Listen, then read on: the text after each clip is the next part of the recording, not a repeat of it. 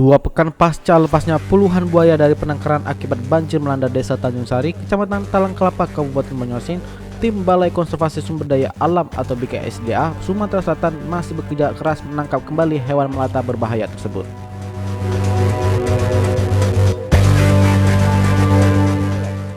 Tercatat hingga hari ini, Senin 25 April 2022, tim BKSDA Sumatera Selatan sudah menangkap sedikitnya 36 buaya yang lepas dari penangkaran.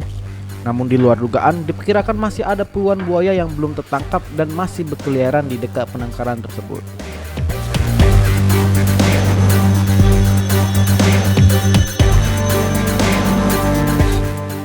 Ujang Wisnu Barata menduga masih ada sekitar puluhan buaya masih berada di sekitar penangkaran yang belum tertangkap.